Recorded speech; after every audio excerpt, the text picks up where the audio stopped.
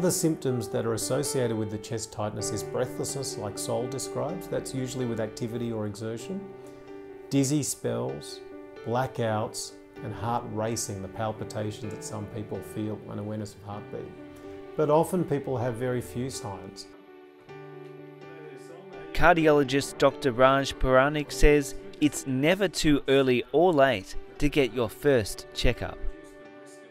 So I don't think there's an early age where you suddenly say, well, if you're too young to be screened. I think anybody should come in for screening.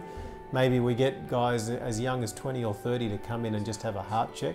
Remember that the risk in the Aboriginal and Torres Strait Islander group is higher than the risk in the general population.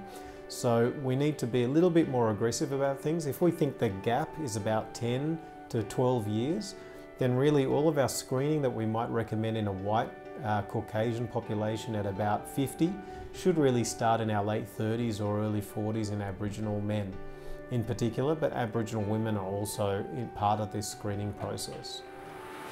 And what I'll do is I'll just pop a bit of goo on the chest there.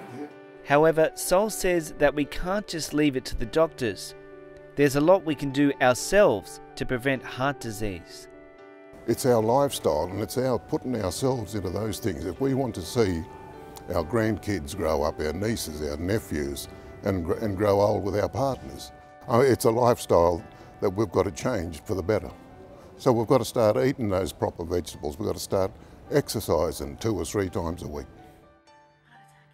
6 months after his operation, Sol has made a complete recovery. Today we can see that his heart is functioning well on the ultrasound. He's free of any major symptoms and his physical capacity is now building up. Now whether we get back to the football days of the past, I don't know, but he can certainly now be very excited about the prospect of having very high exercise capacity for his age.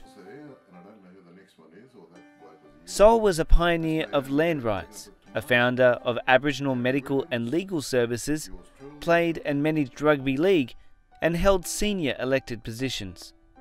But that's not all he wants to leave behind. I'd like my legacy to be that I've had men take a good hard look at themselves, and that we cut down the rate of heart disease amongst Aboriginal people. We cut down on the diabetes rate amongst Aboriginal people, that we're now living a longer and healthier life, and that we hand that down and continue to hand that down to Aboriginal people right throughout the country. Sol's daughter Tamara agrees. Go to the doctor, get the checks, don't be embarrassed, do whatever you have to do, because what you leave behind with your family, knowing that you could have prevented it, it will be the hardest thing.